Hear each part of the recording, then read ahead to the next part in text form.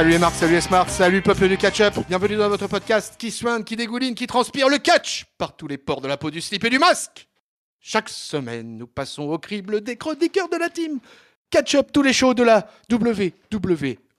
Aujourd'hui, bienvenue dans le monde merveilleux du show bleu. Bienvenue à WWE Friday Night SmackDown, le 1155e. Du nom, ça se passe à San Jose, California, USA. Au commentaire, Michael Cole et Pat McAfee. Nous sommes dans le Friday Night SmackDown post-draft et ça va avoir son importance. Vous m'avez peut-être identifié, je suis votre dinosaure masqué que dit, je suis votre luchasaurus des podcasts, je suis votre tonton Chris ou tonton Catch-up, et pour m'accompagner dans cette review, nous ne sommes pas moins qu'une triple frite, les amis. Oh oui, je sais que c'est la combinaison parfaite pour les auditeurs de Catch-up, la triple frite, la fameuse. Et donc, le premier, pour m'accompagner, honneur au doyen dans cette triple frite gériatrique, je vous préviens tout de suite, j'accueille l'insubmersible, l'inamovible, l'indestructible, Papy. Salut Papy. Bonjour les enfants, bonjour tonton, comment ça va? Eh bien, ça va bien et toi alors? Bien au chaud là, sous ton plaid et tout, prêt à dézinguer Friday Night SmackDown? Ah ouais, là, je suis au taquet, j'ai ma verveine, j'ai mon plaid, j'ai mon petit chat, là, je suis en train de le caresser, tu sais, comme le docteur d'enfer là, dans Austin Powers et tout là. Je suis le méchant type. Et pour compléter une triple frite, il faut bien évidemment un troisième pour faire ce trio. Et ce trio, c'est tout simplement accompagné de l'archange, de notre ami Géliel. Salut Géliel, comment vas-tu? Salut tonton, salut à tous, salut papy. Bah écoute, ça va bien, Génial. on va bien, tout le monde va bien. Tu te sens bien là Du haut de ces 150 ans d'âge qui vous contemple à peu près. En direct de San Jose, California, t'es bien là, t'as les doigts de pied en éventail, tout est tranquille, tu t'es fait un petit cocktail. Ouais. Tout va bien, assis. Voilà, tout le monde n'a pas les mêmes moyens, vous voyez, pour enregistrer à catch-up. Mais c'est parfait, on va pouvoir attaquer ce 1155e. SmackDown, les gars, c'est parti au programme. Un épisode chargé en émotions, parce que déjà, on va commencer les tournois King of the Ring et Queen's Crown, qui ont donc été annoncés et qui vont se dérouler, on va en parler après. Et on va avoir des petits rappels de la tête de la table, un petit retour aussi sur la rivalité Seth Rollins et Edge, les femmes, enfin bref, c'est plutôt complet. Et on va commencer directement avec la signature du contrat pour le WWE SmackDown Championship à Crown Jewel, qui va opposer Becky Lynch, Sasha Banks et Bianca Belair. Alors, les trois, elles entrent, mais il n'y a personne qui finalement veut véritablement s'approcher de Bianca Belair qui est sur le ring. Sasha Banks va rester debout sur la table des commentateurs et Becky Lynch a installé sa propre table en fait, tout simplement, sur la rampe et va se mettre à l'aise. Alors ça va se vanner, ça va se chambrer, mais Bianca Belair, elle comprend pas trop. Elle aimerait bien que les deux autres viennent un peu se frotter à elle au milieu du ring. Alors Becky va être quand même un peu la première à parler pour expliquer un peu la série de défaites de Bianca. Elle va se moquer de la tenue de Sacha. Enfin bref, tout le monde va en prendre un peu pour son grade. Finalement, Bianca va quand même tenter de remettre un peu la signature du contrat sur la table parce que c'est un peu le but, quoi. Et elle leur demande de venir. Becky et Sacha vont quand même mordre un hameçon et vont venir sur le ring. Et ce que craignait un peu tout le monde, sauf le public, c'est que ce qui arrive devait arriver, c'est-à-dire la bagarre. Et voilà, les trois se bagarrent sur le ring. Et tout ça, ça va finir à l'avantage de Bianca Belair qui va nous passer un move monstrueux. Alors là, on va parler de dorsaux, de développé couché, de puissance dans les épaules, de la solidité des appuis de Bianca Belair parce qu'elle va choper les deux femmes et elle va les faire tout simplement passer à travers une table. Alors, je vais commencer avec Géliel, tiens. Mon bon Géliel, donc cet opener de SmackDown avec les trois femmes fortes actuellement à la WWE et ce Kiss of Death phénoménal qui se termine sur la table pour Becky et Sacha, est-ce que ça t'a mis dans la vibe de ce SmackDown? Bah oui, j'ai trouvé ça très sympa.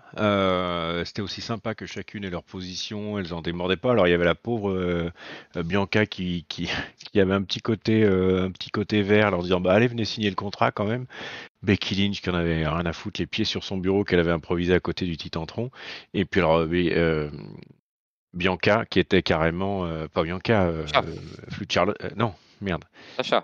Sacha. Je pensais à Charlotte en même temps. Sacha qui était debout sur la table des commentateurs. Oh, ça donnait un bon moment, bien sympa.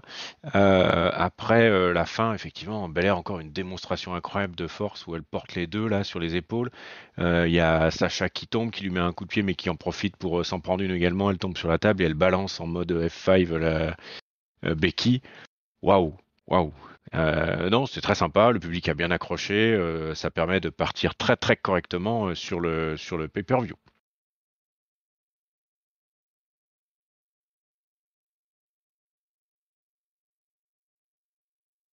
Allô? Allô, ouais. Ah Ah. ouais, oula, il y a eu un trou, ouais. On a eu un trou d'air, peuple de ketchup, je sais pas ce qui s'est passé. Papy, allô, papy, est-ce que tu Je m'entends? suis là. Je suis là. Oh oui, je vous entends. Allô, allô, oui. Oh, bon alors, papy, Becky, Bianca, Sacha, le Bah trio oui, infernal. trio infernal, c'est bien réparti là pour dans l'ensemble, pour occuper l'ensemble de l'arène. Avec bah ouais, elles se sont envoyé des fions dans la gueule. L'ami Becky qui est en pleine forme en ce moment, je trouve, au micro. Elle parle beaucoup, mais quelque part, je trouve que j'ai jamais trop aussi doué au micro qu'en ce moment, en fait, à vraiment bâcher tout ce qui bouge. Sacha, bon, qui est plutôt neutre dans cette affaire, et Bianca surtout, bah, qui s'impose vraiment comme la top face. Je me demande, c'est pas la top face actuellement de la WWE, Sacha, Bianca. En ce moment, elle est vraiment très très forte. Elle finit avec un move en plus. Alors c'est pas plus, j'aurais plus dit un FU qu'un F5. Mais assez impressionnant. Alors, même si je pense qu'au début, là, ils ont peut-être voulu qu'elle balance les deux d'un coup, mais c'était peut-être un petit peu trop ambitieux, donc finalement, on a balancé l'une sur l'autre. Mais c'était comme très impressionnant. Et puis, bah, puis voilà, les filles, après avoir fait des openers, des main events, bah, elles ont de nouveau en opener, et puis de nouveau, elles envoient du pâté. Ouais, pas de doute là-dessus. C'était solide. C'était assez marrant les attitudes des trois en fait. Et comment Becky va retourner ça de sa propre table finalement pour venir au ring et tout. J'ai trouvé que c'était plutôt rythmé et tout ça quoi. Et ça mettait ça ambiance pour la suite. Ça augure d'une belle triple menace à Crown Jewel. Et puis t'as raison papy, ce point top babyface pour Bianca Belair. Oui, je dis 1000 fois oui. Quand on voit ce qui se passe du côté de Raw, etc. Je dis que Bianca Belair, ouais, en ce moment, elle est dans la position quasiment de la top babyface de la fédération, quoi. Et c'est bien, quoi. Girls! Il y en a pas Ah. beaucoup d'autres, hein. Non, il n'y en a pas beaucoup d'autres, non, c'est clair. Donc au final, non, c'est un sacré trio, là, hein, avec, tu rajoutes à ça quand même quelques compétitrices malgré tout. Il n'y a pas que L3, mais là, c'est vrai que là, ça fait une bien belle rivalité pour cet automne 2021. Allez, on va quitter les femmes un peu. On va rejoindre un peu la famille, les Los Mysterios, et Dominique Mysterio qui va affronter pour le premier match du tournoi du King of the Ring. Ouais. Je vous propose, on fera une petite analyse King of the Ring, Queen, etc. des tableaux à la fin de la fin de la review. On va juste déballer le SmackDown pour l'instant. Et donc le premier match qui va lancer cet épisode, Rey Mysterio qui affronte Sami Zayn. Il est persuadé qu'il va gagner contre Sami Zayn parce que il trouve ça déjà écœurant qu'il y ait la présence de Sami dans le tournoi. On sait pas trop pourquoi, c'est pas tellement expliqué, mais bon, c'est comme ça.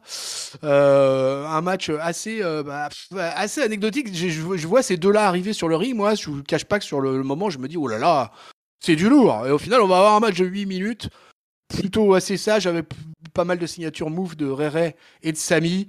Et finalement, le match va surtout compter pour ce qui va se passer à la fin, puisque Sami Zayn va réussir à battre Rey Mysterio par tomber avec un roll-up en profitant d'une petite distraction causée par le fiston Dominique, qui normalement était censé rester en coulisses. Hein. Donc le retour à la maison va être un peu compliqué dans la famille entre père et fils. Victoire de Sami Zayn, qui avance donc pour les demi-finales du King of the Ring, papy. Yes, bah oui, effectivement, le match en lui-même n'a pas de moment trop marquant. Il est vraiment dans l'histoire des bisbilles entre papa et fiston Mysterio. Je me demande d'ailleurs comment ça tournait cette affaire parce que si je dis pas de bêtises, les deux Mysterio vont à Raw tandis que Zayn reste à SmackDown. Donc du coup, d'ici 2 semaines, il n'y aura plus cette embrouille avec les trois. Donc ça va certainement du coup rester entre le père et le fils. Bah j'attends de voir. J'attends de voir ce qui va se passer. Et puis bah ouais, et en fait, j'ai juste une petite déception. Alors, même si on a dit qu'on revenait sur le tournoi plus tard, mais c'est de me dire que bah, Sami se qualifie en demi-finale, mais d'un autre côté, comme la finale elle est à Riyad, Que j'allais bah, dire. On j'ai connaît, pas quoi. trop d'espoir pour lui pour se qualifier en finale, quoi. Et malheureusement, je pense que tout le monde aura fait le même constat. Hein. Je pense que là, tu dévoiles, c'est pas tellement un spoiler, mais malheureusement, tout le monde sait à peu près dans le monde du catch international que Sami Zayn ne se déplace pas dans les shows en Arabie Saoudite. Et ça avait été confirmé déjà pour celui de 2020 et ça l'aura été de nouveau pour celui de 2021. Géliel, toi? du coup, ce Sami Zayn, Rey Mysterio, père et fils, les pères et fils quand même qui sont en bis là, et ça va pas trop. Et c'est assez étonnant parce que d'un autre côté, dans la presse traditionnelle, on va dire catchesque, Rey Mysterio, lui, il dit qu'il a pas tellement envie de cette rivalité avec son fiston. Tu comprends ça ou tu penses que c'est que du bidon? C'est que du kayfabe. Alors pour le match en lui-même, je l'ai trouvé pas si mal que ça. Il y a quand même eu des moves avec des contres de Mysterio qui montrent encore des choses à son âge incroyables, quoi. Ah ouais. Franchement, donc le match était alors peut-être anecdotique parce que alors moi la fin finalement elle m'a finalement surpris parce que je pensais qu'ils allaient l'éliminer, enfin qu'il allait perdre plus tôt pour justement éviter ce côté on connaît l'issue d'une éventuelle victoire de Zayn en demi-finale forcément, encore qu'il peut aller encore finale mais bon. Ah bah non, puisqu'elle a Crown Jewel, je suis con. Donc forcément l'issue de la demi-finale, on la connaît un petit peu comme tu disais, tonton. Le match en lui-même pas mal. Par contre sur la rivalité, alors Zayn en fait des tonnes, mais ça met la couronne. Il est dans son rôle et ça va bien. Par contre je trouve que ça avance plus trop là sur la rivalité entre Ray et Dominique. Alors peut-être que c'est parce qu'effectivement avec le poids qu'il peut avoir dans la fédération. Ray est pas hyper fan de la rivalité, peut-être qu'il demande à lever un peu le pied sur ce côté-là. C'est peut-être ce qui fait que ça avance plus beaucoup. Parce qu'avant, ils s'engueulaient. On a bien vu aussi Dominique qui repoussait son père une fois ou deux, etc. Là, c'est l'inverse. C'est Dominique qui fait une distraction pour son père qui perd. On n'en a pas trop fait des tonnes. Il n'y a pas eu de segment post-match qui en parlait. Donc voilà, c'était un peu donc ça avance pas beaucoup, quoi. Voilà. Le match pas mal. Le tournoi, j'adore. Les éliminatoires, j'adore. Je suis ultra fan du truc. Et puis ça donne du sens au match. Je trouve ça génial. Et puis ça avance pas beaucoup la rivalité. Donc je suis un peu sur le un peu retrait par rapport à la décision de donner la victoire finalement à Sami Zayn par rapport à tout ce qui s'ensuit. Exactement. Et ce qui s'ensuit, d'abord, il va y avoir une petite interview de Seth Rollins pour expliquer ses agissements de la semaine passée où on revoit son intrusion chez Edge. Il va expliquer qu'il avait prévenu qu'il irait jusque chez lui s'il recevait pas de réponse à son challenge. Il a toujours pas cette réponse, donc il va y remédier. On imagine dès ce soir, donc on s'attend à l'arrivée de Seth Rollins à un moment ou à un autre pendant le show. On va enchaîner avec le premier match du tournoi, du Queen's Crown, le premier quart de finale qui oppose Zelina Vega à Toni Storm. Zelina Vega, je voulais juste savoir, est-ce que vous avez eu la même sensation que moi par rapport au public? J'ai pas senti ni de pop ni de hit, j'ai juste senti un peu du on s'en fout, non? C'est le fin fond de la locarne, les îles la Vega, donc je suis pas étonné. Hein. Ouais, pareil. Ouais, bon, pareil. Donc on a eu la même impression, quoi. Hein, donc le public aussi s'en foutait, quoi. San José était pas en feu avec Zelina Vega. Hein, c'était pas. Et le match, de toute façon, ne sera pas en feu, lui non plus, puisqu'il va durer 2 minutes 10. Alors là, moi, je vous avoue, à mon grand étonnement, hein, parce que je m'attendais pas déjà à la victoire de Zelina Vega, puisqu'elle va battre Toni Storm par tomber avec son code red. Alors, elle sortait d'une losing streak horrible, hein, puisque je crois qu'elle avait perdu 75 matchs sur 81. Et là, elle vient d'en gagner 2 consécutifs, et dont un qui la qualifie pour les demi-finales du tournoi des Queens. Toni Storm, est-ce qu'on peut dire qu'elle a fait une bonne impression durant ce match? J'ai du mal, en 2 minutes 10. En tout cas, le push est pas là. Et c'était un peu abusé, ça donne pas trop d'importance au tournoi. Je trouve que c'était un peu foiré cette entrée en matière du tournoi féminin, Géliel, non? Disons qu'ils auraient pu attaquer avec un des segments peut-être un peu plus intéressant, histoire de lancer l'intérêt sur l'ensemble du tournoi, quoi. Là, Zelina Vega, il n'y a personne qui a envie de la voir, encore moins catché. Toni Storm, c'est vrai qu'elle arrive, elle a besoin d'un push, elle paume contre le fin fond du faitout de la locarne sur ce tournoi-là. Enfin, ça n'a pas de sens, quoi. Ça n'a pas de sens. Puis en plus, elle n'a rien pu montrer, donc effectivement, Zelina Vega non plus, mais ça, on s'attendait pas à ce qu'elle nous montre quoi que ce soit depuis le temps. Mais enfin voilà, très, très, très peu d'intérêt pour ça. Papy?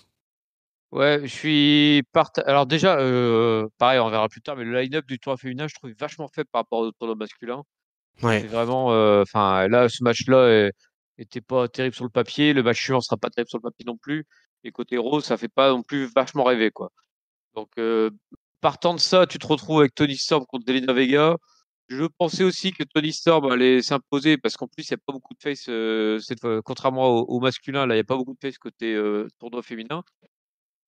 Et puis, je me disais que c'était peut-être le moment de la lancer un petit peu dans le main roster. Bon, c'est pas le cas. Je suis essayé Vega. C'est pas un scandale non plus pour eux parce que de toute façon, je pense que pour avoir des bons vainqueurs potentiels des tournois King et Queen of the Ring, il faut miser surtout sur des personnages qui sont plutôt orientés heal. Et donc, du coup, bah, au moins, ça laisse un peu plus de suspense avec Zelina qui est tour en course. Mais bon, ouais, voilà, à part ça, rien de plus. Ouais, je fais un package d'ailleurs, puisqu'il va y avoir un deuxième match pour le Queen's Crown de ces premiers quarts de finale. C'est Carmella qui va affronter Liv Morgan. Alors, ça va être exactement dans la même veine, ça va être même pire, puisque c'est un match qui va durer 1 minute 40. Et alors, qui m'a laissé aussi perplexe, puisque. Alors, on voit la une, Liv Morgan qui, sur les réseaux sociaux, etc., a toute sa petite communauté et machin, etc. Il y en a plein qui réclament à corps et à cri le main event pour Liv Morgan et tout ça. Et là, ça s'est mal passé, hein, parce que elle perd par tomber en se prenant le super kick de Carmella dans la tronche. Encore une fois, le temps d'antenne pour ces deux matchs, mis bout à bout, c'est aller avec les entrées, tout ça, c'est 5-6 minutes. Et voilà, terminé quoi. Du coup, Carmella avance en demi-finale du tournoi, papy. Donc on reste un peu dans la même mouise là. Hein. Ouais, après, pour le coup, du coup, on a une vraie demi-finale surprise. Hein, parce que Carmella versus Zelina Vega, je le voyais vraiment pas du tout venir. Et pour le coup, j'ai aucune idée de qui va se qualifier pour la finale. Même si je mettrais plus sur Carmella et encore, les deux heals hyper chiantes au micro, enfin chiantes dans le sens heal. C'est-à-dire qu'elles énervent bien le public. Donc, en Queen of the Ring, elles feraient bien le taf l'une et l'autre. Pour la petite Liv, bah ouais, je pense que ça. Moi, je l'aime bien. On voit qu'elle y met de la bonne volonté. Après, de leur parler de main event pour elle, faut quand même pas déconner non plus. C'est in-ring, c'est encore moyen plus, on va dire, en étant très gentil. Elle a une bonne pop. Mais bon, après, ça reste de la low card aussi. Hein. Bah, On pense à ton peu tour, t'es parti. près. Non, je suis Juliette, là. vas-y. Je pense à peu près pareil, à part que, effectivement, le match était vraiment pas terrible. Mais je pensais quand même, je trouve que pour l'image, ça valait le coup, je pense, de pousser un petit peu. Merde, comment ça s'appelle? Putain, non, ça va pas aujourd'hui. Liv. Oui, exactement, Liv Morgan. Par rapport à, j'ai l'impression que ça va mieux. Elle a sorti un chouette move à un moment là, contré un peu en l'air, etc. Où on voit que ça bosse quoi, ça bosse et que ça aurait peut-être mérité un peu plus. Carmella insupportable avec sa voix de crécelle suraiguë là. Je n'en peux plus. Et donc on va encore se la taper encore un tour. Plus avec l'histoire du masque là qui était complètement ridicule. Enfin bref. Ouais, je pense que c'était l'occasion sur un truc qui finalement, si elle perd en demi-finale, il se passe pas grand-chose. Si elle perd en finale, il se passe pas grand-chose non plus pour Liv Morgan. Ça aurait permis, sans dire effectivement comme toi, de la mettre en main event, en l'arrêtant en demi-finale, de lui donner un petit push, de continuer un petit peu le truc. Voilà, c'est pas le cas, dommage. On va se retrouver avec du Zelina Vega dont j'ai absolument rien à foutre et du Carmella que je déteste en demi-finale. Bon, et ben voilà, dommage. Allez, petit exercice de style. Maintenant, 3 moments qui seront passés. Alors, on aura d'abord Mace en interview qui donc est seul dorénavant à SmackDown et qui fait une petite promo pour nous dire qu'il n'est pas là pour rivaliser avec les autres, mais bien pour les détruire grâce à sa puissance et sa force. C'était l'instant Mace. On aura l'instant Naomi qui va confronter une nouvelle fois Sonya Deville qui va lui demander pourquoi elle n'est pas dans le tournoi. Et d'ailleurs, on se demande bien pourquoi elle n'y est pas dans le tournoi.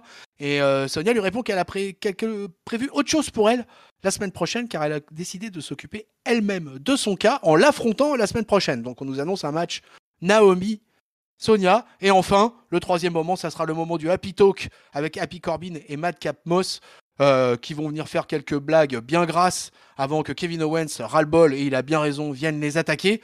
Kevin Owens intervient toujours à SmackDown et toujours pour casser la gueule à Happy Corbin. Mais bon, les Happy Men vont quand même prendre l'avantage et vont finir par détruire notre ami québécois. Voilà, Géliel, c'était un peu toute la partie mid-card, des filles, des hommes, des nouveaux arrivés. Mace, Kevin Owens, Naomi, c'est à toi. Alors Mace, aucun avis. Hein, on va attendre de voir ce que ça donne in-ring avant d'avoir un avis. Pas d'avis.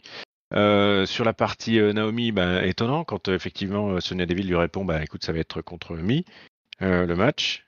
Pourquoi pas retour dans le ring de Sonya Deville. J'ai jamais trouvé trop Ouais, trop extraordinaire, mais pourquoi pas, pourquoi pas. Mais là, ça fait quand même 1 an qu'elle a pas catché. Faudra voir ce que ça donne. C'est jamais terrible déjà sur les gros main eventers qui s'arrêtent. On est toujours un peu étonné de voir comment ça va revenir. Alors sur ceux qui étaient déjà entre le mid et le low, on va voir ce que ça donne.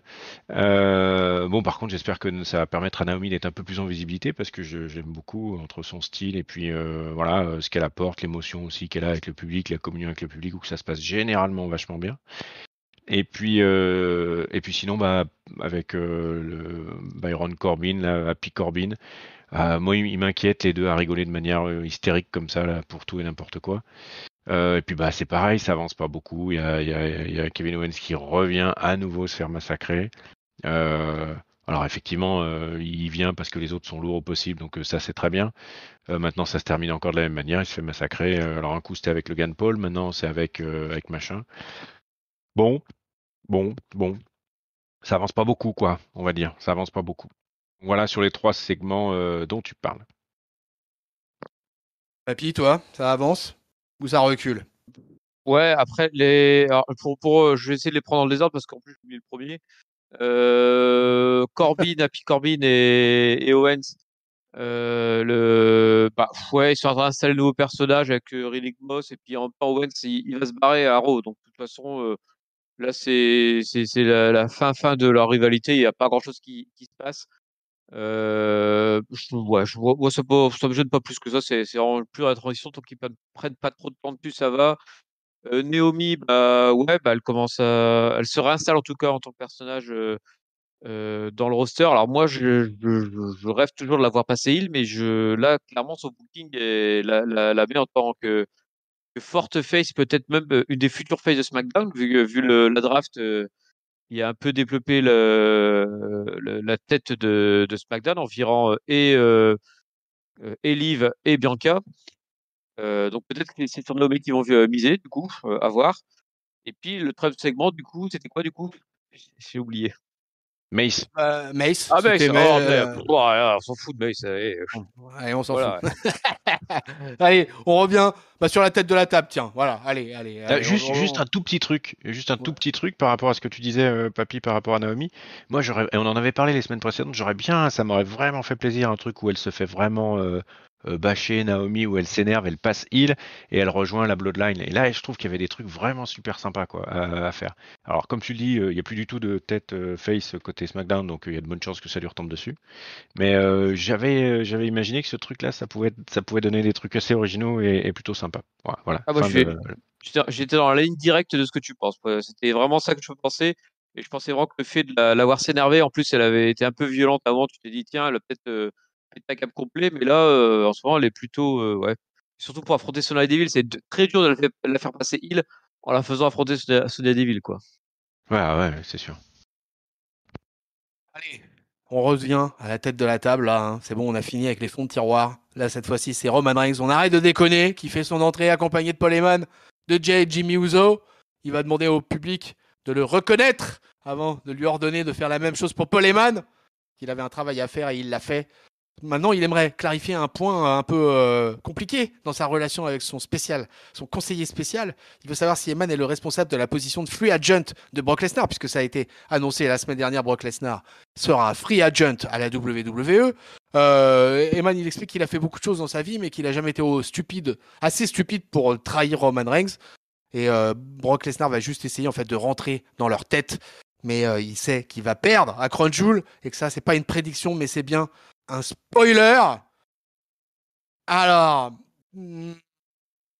comment amener ça vous trouvez pas que ça manque un petit peu comment dire, de peps un peu là, ce truc entre Roman Reigns et Brock Lesnar, papy là?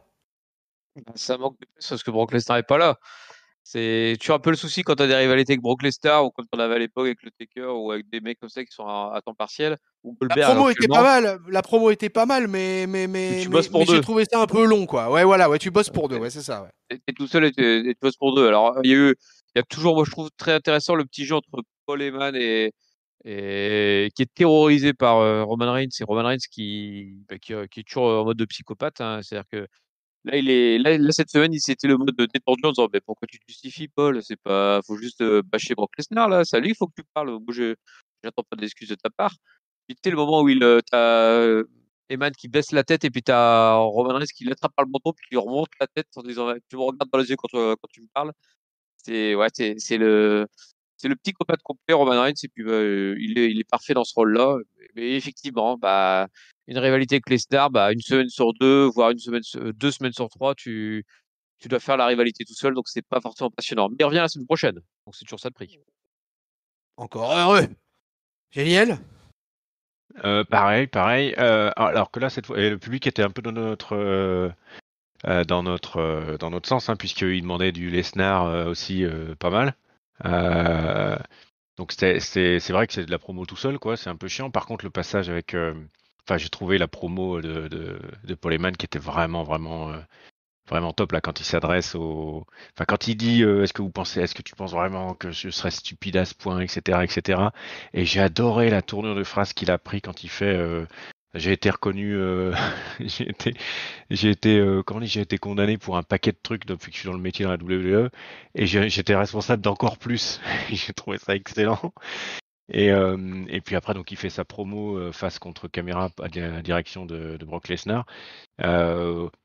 Ouais, ils jouent à fond leur mix skill, quoi. Ils font jouer à fond leur mix skill, mais ça manque d'affrontement, de se pousser, de se taper dessus, très clairement, quoi. Alors, effectivement, on a vu en vignette après qu'il était prévu pour c'est le super chargé de SmackDown, là, c'est ça, un truc comme ça? Super C'est side. SmackDown sur une autre chaîne, donc du coup, on annonce une grosse fiche pour histoire que vous veniez quand même regarder. Ouais, voilà. Donc il y aura un super charge SmackDown avec effectivement Brock Lesnar. Ça sera une semaine de Crown Jewel, hein, c'est ça, puisqu'il sera le jeudi d'après, je crois.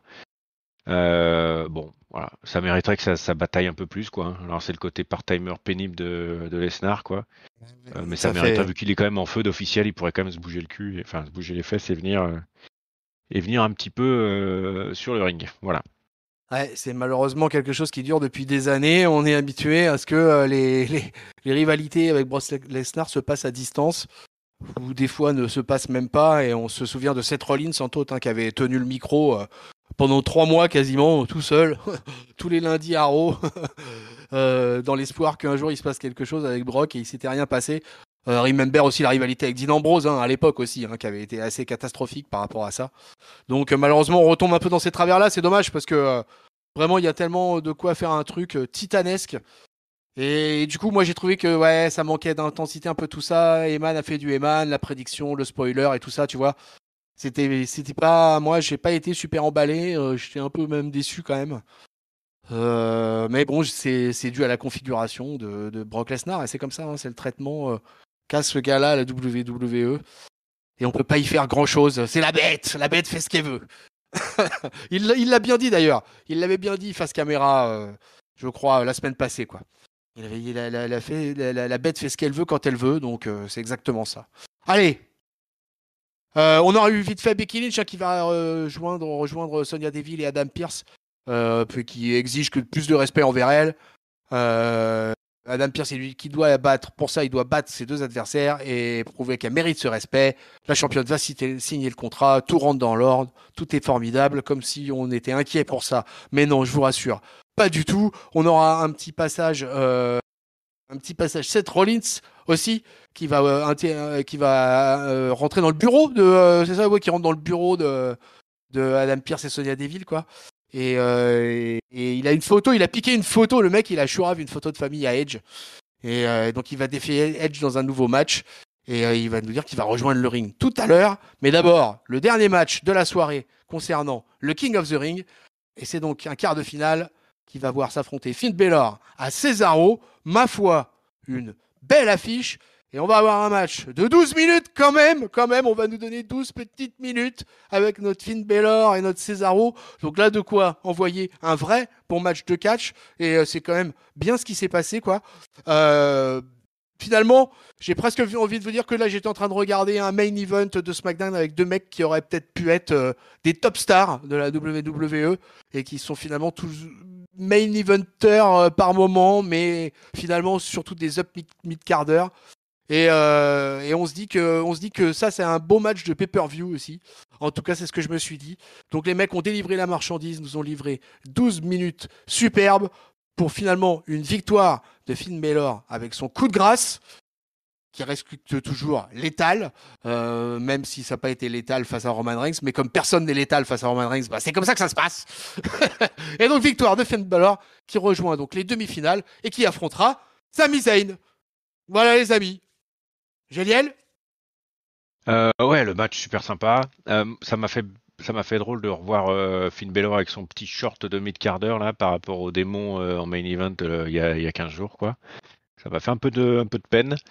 Mais je suis d'accord avec toi dans l'impression que ça donnait quoi. On avait Cesaro qui était il y a pas si longtemps que ça contre Roman Reigns et puis là il y a Finn Balor qui était il y a encore moins longtemps que ça contre Roman Reigns aussi.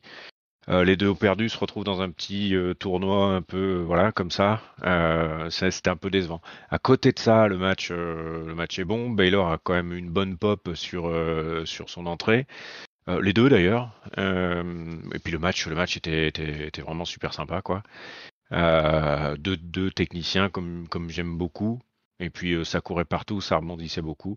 Non, vraiment rien à dire. Baylor qui gagne à la fin, je suis quand même content. Du coup, ça fait un peu ça pardonne un peu le truc pour moi. Mais en même temps, j'aurais bien aimé aussi voir Cesaro gagner. Enfin, c'est vraiment des matchs que j'aime pas bien voir parce que les deux, j'apprécie les deux, quoi. Voilà. Donc on va avancer dans le tournoi. Donc il y a Sami Zayn le prochain coup qui devrait pas gagner. Donc ça veut dire qu'il y aura certainement Finn Balor en finale. À Crown Jewel. Donc voilà ce qu'on peut retenir à peu près de ce truc-là. Et puis, pareil, un petit cœur brisé entre Finn Balor et Cesaro ou rien à foutre? Avoir rien à foutre. Non, au contraire, je suis content moi qu'ils s'affrontent.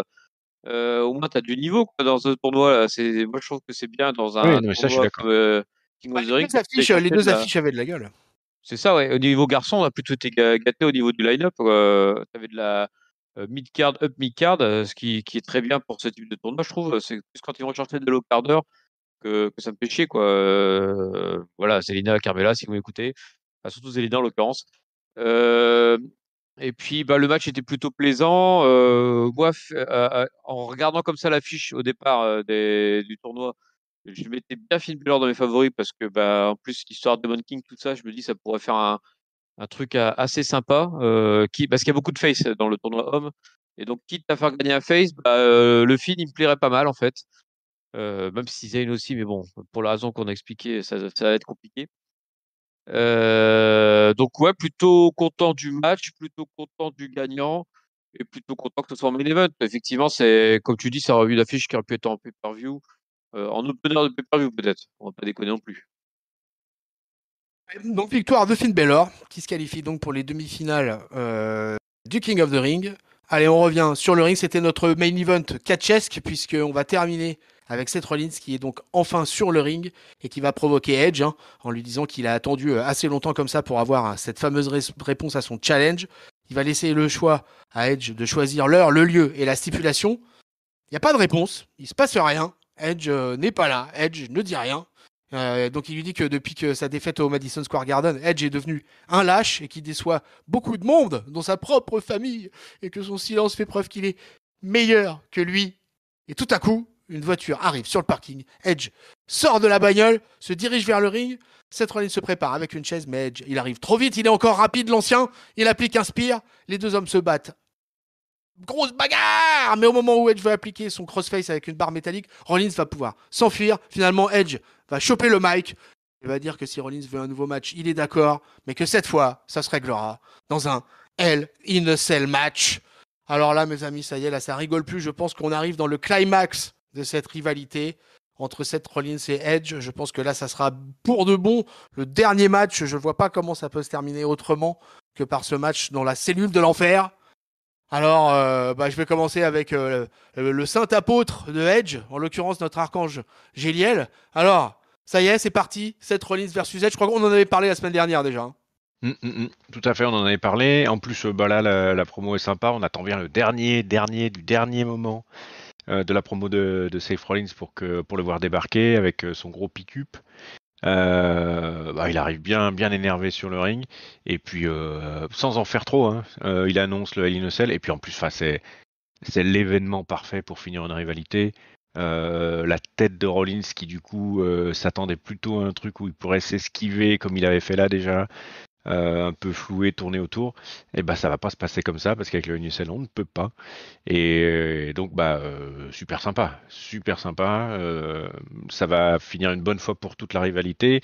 Moi je l'appelle de mes voeux puisque j'aimerais bien voir Edge si ça continue, s'il a encore dans son contrat d'autres matchs, aller taper d'autres, affronter d'autres catcheurs récents.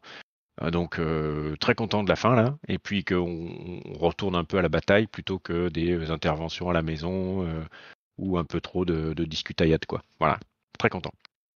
Et puis toi, satisfait? Ouais, puis ça satisfait aussi.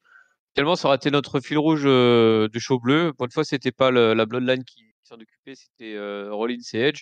Et ils l'ont plutôt bien fait avec une montée en pression tout du long qui faisait suite à l'invasion de la maison la semaine dernière. Là, le petit coup de la photo, là, t'en as parlé tout à l'heure. Moi, j'ai trouvé ça marrant. Le mec, dit, Ouais, au fait, j'ai gardé ça, je vous le rends si jamais vous le croisez. Vraiment, la grosse saloperie de Seth Rollins.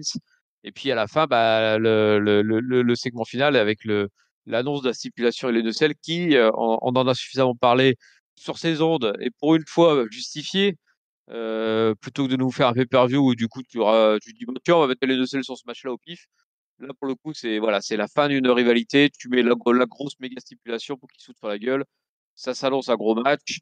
C'est dommage ça Crown Jewel, mais par contre c'était finement joué tout au long de cet épisode, la montée en pression. Et puis voilà, une grosse réalité, un gros match qu'on a envie de voir. Et effectivement, voir ces deux gars-là après aller vers d'autres cieux, quoi. Je pense que Rollins Arrow avec un Big E champion et Edge aussi Arrow avec tous les jeunes là qui tournent autour, il y a un monde qui s'amuse à se faire d'autres rivalités sympathiques. Voilà. Alors, si s'achève ce SmackDown, alors vous savez, à SmackDown, il y a beaucoup de dark match aussi. Donc, il y avait eu par exemple, il y a eu un dark match entre Aliyah Shotzi et Tegan Nox qui affrontaient Natalia, Tamina et Xiali. Donc, Xiali qui commence à faire des petits pas dans le main roster. Keith Lee qui a battu un jobber, comme à tous les vendredis. J'ai l'impression que tous les vendredis, je vous le dis ça. Keith Lee a battu un jobber en dark match. Et par contre, le public de San Jose, Californie, a quand même été gâté parce qu'ils ont eu le droit à un dark main event, ma foi, d'un fort beau gabarit, puisque c'était la Bloodline au complet qui affrontait Finn Balor et les Street Profits. Ça devait être pas dégueu, ça. C'est sympa ça. Par contre, le dark match pour un Keith Lee, c'est-à-dire là où il est contre du moins que rien, ça sert à rien en dark match quoi. Ouais, en fait, il affronte un jobber local à chaque fois. Il affronte un mec local. Ouais, mais ça, si tu veux, c'est quelque chose de très ancien, ça. Et ouais. En fait, si tu veux, toutes les fédés à la WWE et WWF, déjà dans les années 80, elles pratiquaient ce genre de truc, quoi. Elles faisaient venir un mec qui démolissait, qui faisait des squash matchs pendant des semaines et des semaines. Elle le baladait de ville en ville et il venait et puis on le testait, on en profitait, etc. Ouais, c'est ça, ouais. Et ça marchait ou ça marchait pas, hein.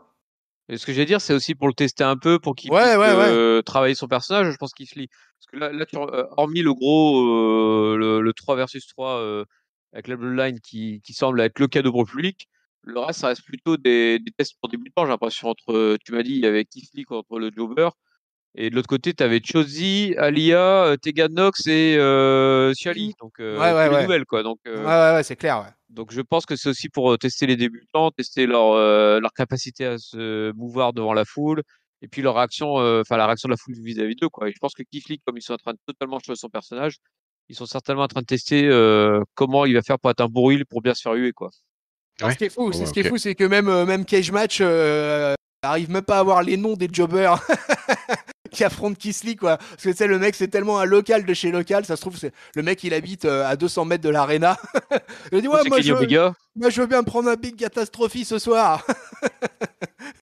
Et donc voilà. Alors, avant de passer à notre top flop note, je voulais qu'on parle un peu du coup avec vous deux du sentiment un peu sur après ce post-draft là, on est rentré directement dans le booking de Crown Jewel et en particulier avec l'arrivée des deux tournois, donc le tournoi masculin et son pendant féminin, que je trouve que ce n'est que justice qu'il y ait un pendant féminin.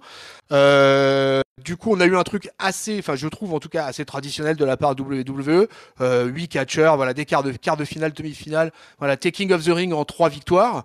Donc ce qui peut toujours être intéressant. Des King of the Ring, il y en a eu des très oubliables et puis il y en a eu des inoubliables dans l'histoire de la WWE. Alors vous pensez quoi tous les deux là, les deux tableaux, si vous faites un peu un parallèle, une comparaison entre le tournoi féminin et le tournoi masculin, le truc il est facile à booker parce qu'avec le quart de finale ça a commencé dès ce vendredi, ça va aller jusqu'à Crown Jewel avec les finales à Crown Jewel. Donc je sais pas, qui commence, Papy, t'es emballé par ça, ça t'intéresse pas, ou qu'est-ce que tu penses des rosters, etc. Des line-up. Moi, je suis toujours plutôt fan des tournois. Je trouve que ça permet toujours d'occuper un peu les weekly. Puis en plus, le statut de King et bientôt de Queen of the Ring, je pense que c'est des trucs qui peuvent être très sympas si c'est bien utilisé, s'ils y vont à fond dans la gimmick, quoi. Mais dans ces tours, on en parlait pour la draft l'autre jour. Moi, c'est le genre de sujet sur lesquels il faut y aller à fond pour que le délire soit complet, quoi. Faut pas le faire en demi-mesure avec juste une pauvre couronne et puis c'est parti. Au niveau des rosters dans les tournois, je trouve que sur les gars, tu as une sacrée différence entre la partie SmackDown là, avec les 2 matchs qu'on a eu ce soir et les 2 matchs qui nous attendent à Raw, parce que de mémoire, si je dis pas de bêtises, ça sera un Xavier Wood contre Ricochet. Alors voilà, low card de chez low card. Et après, en face, tu auras un Kofi. Donc ça va encore, versus Jinder Mahal. Oh putain. Et donc ça fait pas vraiment rêver. Et côté filles, je trouve que par contre, côté filles, c'est super cheap. Alors, il y a un souci avec les filles, c'est aussi parce que la plupart des filles intéressantes, elles sont toutes bookées dans les pay-per-view. Et du coup, tu as les 2 matchs là qu'on a eu, mais côté héros, ce sera pas forcément mieux non plus, parce que je crois qu'on a Doudrop Natalia et un Baszler contre Dana Brooke. Oh putain.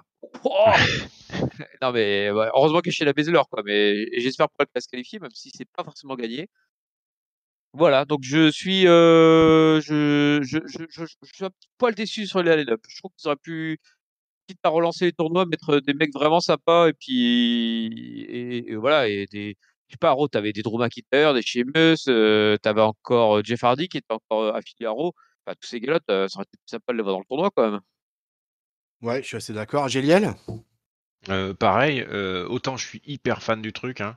Ça fait au lieu d'avoir des matchs qui tombent de nulle part, on sait même pas trop pourquoi. Bah là, ça fait quand même 2 fois 4 matchs qui ont un sens, qui amènent vers quelque chose, etc., etc. Donc, je suis très content. Ça fait 2 fois 6 même avec les demi-finales. Donc, vraiment très content par rapport à ça.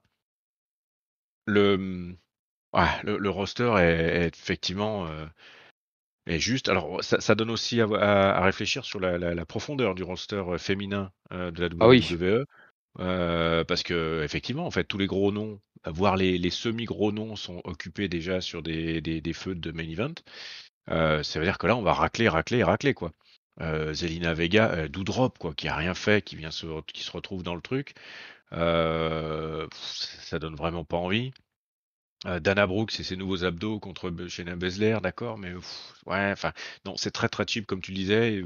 Enfin, même la finale quelle qu'elle soit, ça va pas opposer grand chose. On a déjà un Carmella contre merde, Zelina. Zelina. enfin, donc elle va avoir une des deux en finale. Enfin, c'est catastrophique. Donc non, franchement, au niveau du roster, ça aurait pu faire mieux. Et il y en a qui ont été oubliés, effectivement, même côté mec, qui avait un peu plus de poids qu'un Xavier Wood ou Jinder Mahal, même si j'ai rien contre les deux. Je laisse Ricochet pour tonton. Je ne dis rien sur Ricochet. Mais par Mais contre, vas-y, pourris-le. non, je l'aime bien en plus Ricochet. Mais mais par contre, Jinder et Xavier Wood, je pense qu'il y avait quand même moyen de faire mieux, quoi. Ça enlève pas, comme je le dis, hein, tout le bien que je pense de l'organisation de trucs comme ça, avant, faire maintenant, dans la construction des matchs pour l'obtention du titre, et puis après, effectivement, l'histoire qui pourrait être racontée avec King et Queen of the Ring, en supposant qu'ils aillent bien au bout du truc, comme tu dis, Papy, quoi. Ouais, s'ils tombent sur des catcheurs qui embrassent bien cette gimmick et sont capables d'en sortir quelque chose de vraiment bon, parce que cette gimmick de King of the Ring, elle peut être Queen of the Ring dorénavant, peut être très casse-gueule, comme elle peut être porteuse de pas mal de bonnes choses. Donc il y a eu des grands quand même, il y a eu peut-être des King of the Ring un peu insipides, mais il y en a eu des très grands quand même, hein, comme Stone Cold, comme Triple H, comme Booker T. Comme Nakamura par exemple. Dans les ouais. dans les plus récents, moi j'avais bien aimé le règne de Bad News Barrett par exemple, qui avait été un des derniers King of the Ring qui m'avait vraiment vraiment plu, quoi. Et donc moi je vais être un peu la synthèse de vos deux avis, quoi. C'est-à-dire que Moi, je suis très content d'avoir un format compétition un peu. Donc, quand on a 2 tournois comme ça qui s'annoncent, bah, c'est sympa. C'est sympa d'avoir effectivement un vrai sens sportif, j'ai envie de dire, pour une fois, avec des quarts, des demi, etc. Pareil que Papy, le line-up masculin, moi, je le trouve plutôt bien, même du côté de Raw, en fait, puisque vous dénigrez Ricky Labelleville, Ricochet, ou même un Xavier Woods. Mais pour moi, qui Xavier Woods pour moi est un des favoris en fait à la base du bracket quoi.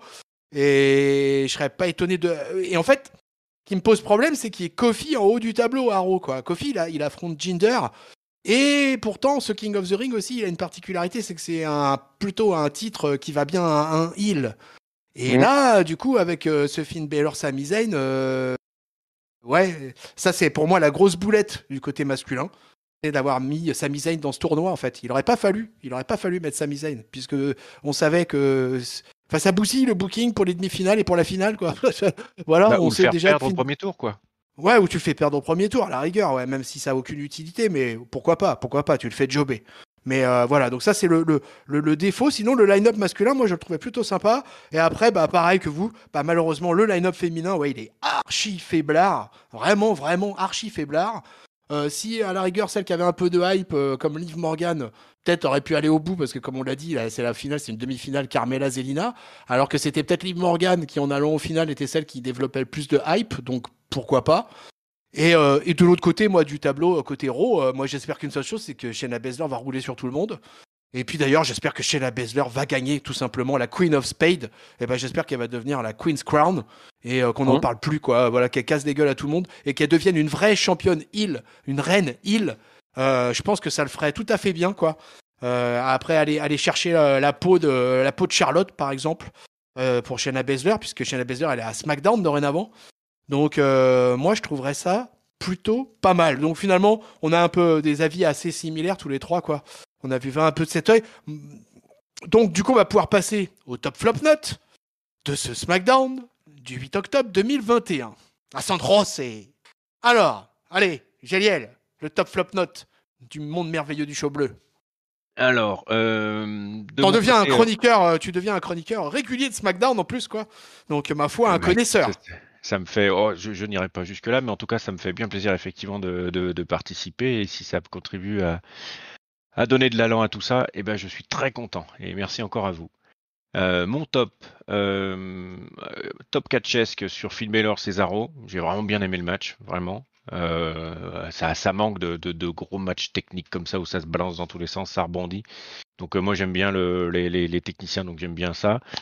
Je sais pas si bon vous allez le mettre forcément le retour de Edge, donc je le dis pas. Je sais que vous allez le mettre en top. Donc et en flop par contre, je vais mettre Carmella qui me fatigue à un point infini. Donc voilà. Fatigue avec son cri, sa tête, sa gimmick, je ne supporte pas. Vers Donc l'au-delà et l'infini. ah ouais, mais carrément, carrément.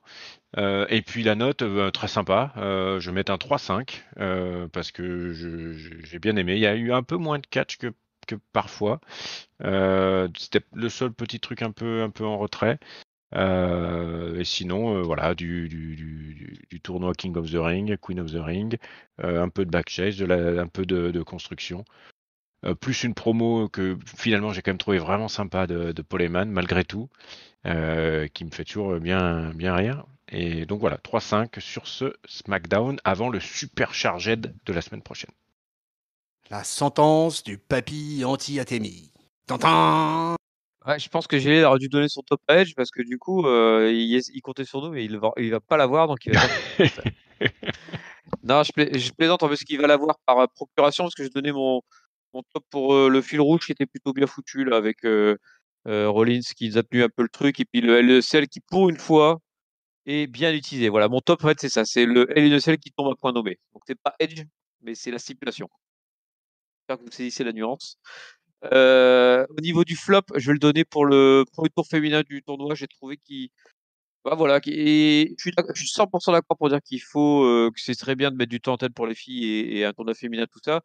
Et je rejoins l'ami Gilles quand il dit bah ça nous reflète un peu la profondeur du roster féminin. Mais là, c'était pas des grands noms et en plus ça a duré 2 minutes et 2 minutes. C'est limite, on dit, t'as l'impression que le ressenti, c'est on les a mis parce qu'on est obligé de les mettre. Bon, c'est pas forcément le ressenti que j'ai envie d'avoir pour du catch féminin, mais peut-être que avec la future Queen of the Ring, ça sera mieux, tout ça.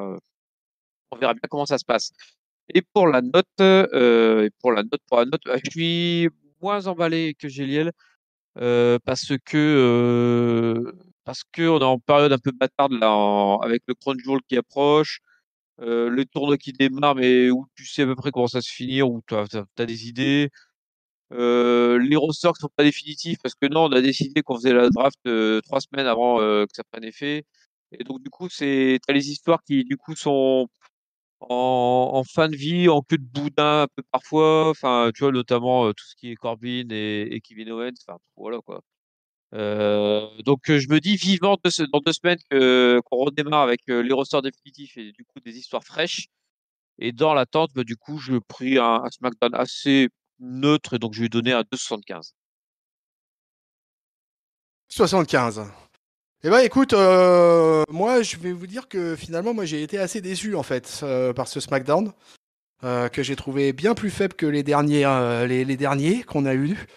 Et moi en fait je trouve que c'est assez foiré en fait tout ce lancement de King of the Ring et du fait du booking du côté masculin, du fait de la faiblesse du line-up côté féminin. Et que vraiment, si on nous présente justement un line-up pas trop fort, etc., bah, qu'on propose des matchs, qu'on propose un peu quelque chose.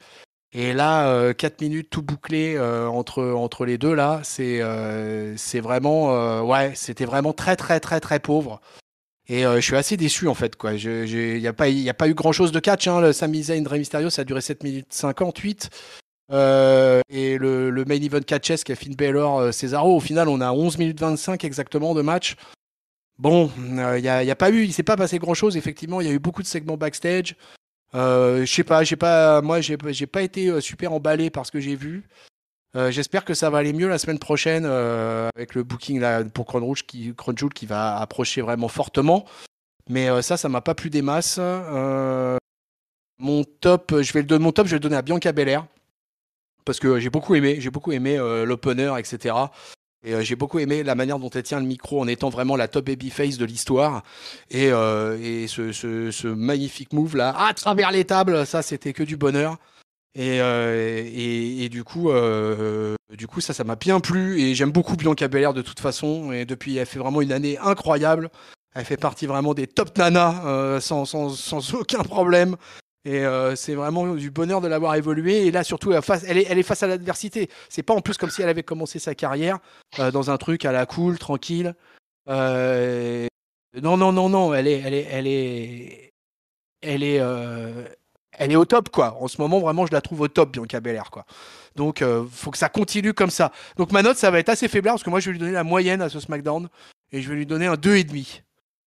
Voilà, j'espère que ça va aller beaucoup mieux. Alors, 21 octobre, ça approche vite, hein, on va avoir la semaine prochaine. Ça veut dire que le SmackDown de la semaine prochaine, les amis, c'est tout simplement le Go Home Show de Crown Jewel, puisque Crown Jewel se déroule le jeudi 21 octobre. Tant mieux, parce qu'on aura le bol de ces trucs avec les rosters à moitié foutus là. Par contre, juste une petite chose, là on est tous en train de se dire le truc masculin, on imagine déjà à la fin, on sait déjà que c'est Finn Balor qui sera en finale. Si c'est Sami Zayn qui est en finale et qui va en Arabie Saoudite, là on sera tous sur le cul. Hein.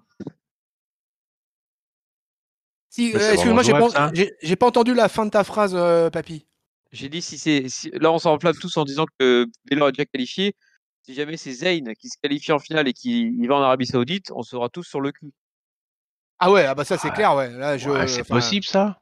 Bah pour moi ça ne l'est pas, mais le gars parce qu'en plus Sami Zayn, il faut voir, hein, c'est un catcheur qui est actif sur les réseaux sociaux, qui prend des positions politiques. Ouais. Et je le vois pas une seule seconde, tu vois, débarquer en Arabie Saoudite, quoi. Ça serait totalement incroyable, quoi. Bah, là, on aura bien 2 matchs féminins là déjà à Crown Jewel. Donc ouais, les choses évoluent. Ouais, c'est sûr. Alors, du coup, si comme ça, à froid là, donnez-moi votre vainqueur pour du côté des reines et du côté des rois. Géliel, tu donnes qui vainqueur là? Un prono. Un match rebondissant entre Ricochet et Baylor. Un truc 55 minutes. Et puis Finn Balor qui gagne à la fin. Sur un énième rebond dans tous les sens. Non, je sais pas pour Ricochet, mais en tout cas, je sens bien Balor et j'aimerais bien voir Balor gagner. Ça ferait une espèce de compensation par rapport au titre universel qu'il a, à mon avis, pas pu défendre comme il voulait avec le contexte Lesnar. Et les filles? Je peux m'en foutre ou pas? Ah bon, tu peux, ouais, tu peux. Hein, t'as le Non, droit. Baszler. En revival des Survivor Series, là où elle avait débarqué en cassant la gueule à tout le monde, là, qui était un moment extraordinaire. Et elle a le potentiel pour faire une grosse heal. Il faut qu'elle y aille, quoi. Voilà. Et ça peut commencer par là. Papy, pour toi? Je vais pas être original parce que mon souhait, c'est exactement celui de Géliel, c'est-à-dire le couple Baylor-Baszler. Parce que je trouve qu'il pourrait faire deux grands personnages à ce niveau-là, avec un Baylor en mode Demon King et une Baszler peut-être en tant que chef de gang. J'appelle de tous mes voeux d'avoir une Shayna Baszler leader ouais, d'un groupe. Et par contre, ce que je crains, c'est qu'on ait Carmella et Jinder. Non. Ah ouais, ça c'est une probabilité, hein, c'est clair. Hein, et... moi je l'ai un peu envisagé quand j'ai découvert les brackets vendredi soir, enfin dans la nuit de vendredi à samedi, je me suis dit, hein, pourquoi Les pas bras quoi. cassés, les braquettes. Ouais, ben, Les bras cassés. Les brackets sont ouverts. Hein. ouais, parce que pour moi, vraiment, le King of the Ring, c'est souvent un personnage heal. Et bon, donc c'est compliqué, il faut voir comment ils vont-ils. Demon King, Demon King, ça aurait de la gueule. C'est surtout que je me dis que s'il fait une entrée en Demon King pour la finale du King of the Ring, notre ami Finn Balor, ça va avoir de la gueule en Arabie Saoudite, hein, dans le stade géant avec les feux d'artifice et tout ce qui bouge. Ça risque d'avoir de la gueule cette affaire. Hein. Donc c'est pas mal. Donc moi je vais donner, mais je vais quand même, je sais pas pourquoi, mais moi je suis omnubilé par ça et je vais continuer. Je vais tenter la grosse cote pour la victoire finale de ce King of the Ring et moi je vais tenter Xavier Woods. Je sais pas, comme ça, j'ai un espèce de truc qui me vient et Xavier Woods. Donc Xavier Woods et chez les femmes, par contre je suis unanime, messieurs, avec vous, puisque ce sera aussi Shayna Baszler, sans aucun doute quoi. Clairement, Shayna Baszler, il faut qu'elle gagne ce putain de tournoi. Voilà, et écoutez, on est arrivé au bout de cette review de Friday Night SmackDown 1155e. Pour en savoir plus, vous pouvez déjà aller écouter en ligne le Monday Night Raw de cette semaine, qui est avec l'honneur du patron, messieurs. Garde à vous, le patron était dans la place pour reviewer Monday Night Raw avec moi-même, tout simplement. Et pour en savoir plus, vous pouvez nous rejoindre toute la communauté sur Discord. Tous les liens sont dans la description sous la vidéo YouTube. Laissez-nous les likes, laissez-nous des commentaires. Et pour ne manquer aucun épisode sur la plateforme de podcast, Apple Podcast, Spotify, Deezer, Google Podcast, il ne me reste plus qu'à remercier la triple frite gériatrique. Ça aurait été quelque chose. Écoutez, messieurs, mon bon Géliel, merci à toi de ta présence pour ce Friday Night SmackDown. Merci tonton pour ce beau hosting et puis merci papy pour les échanges et les commentaires et merci à tous. Merci papy, tu vas pouvoir t'engouffrer définitivement sous ton plaid. Oui, merci de me laisser retourner à ma sieste, c'est gentil tonton, et merci aussi de nous apporter la petite frite du week-end qui est toujours un plaisir à déguster. Puis du coup, merci à Gilles d'avoir mis une autre dose de frites. C'est une histoire de frites, cette review. Voilà, c'est comme ça que ça se passe à Catch-Up. Écoutez, peuple de Catch-Up, on espère que vous avez pris autant de plaisir à nous écouter que nous à enregistrer, comme dirait notre bon Ringside. On vous souhaite une bonne semaine pleine de catch. On vous fait des bisous. On vous fait les cordes à linge plein de dans la face, bande de salopards. Salut Géliel. Salut tonton, salut papy, salut à tous. Salut papy. Salut à tous, salut Géliel, salut tonton. Et salut peuple de catch.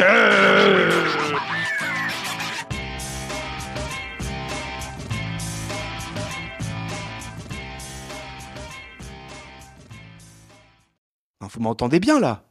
On t'entend, mais il y a des moments. On t'a perdu, on t'avait perdu. Il va falloir régler le sonotone. Plus de piles peut-être? Je suis perdu, je suis foutu.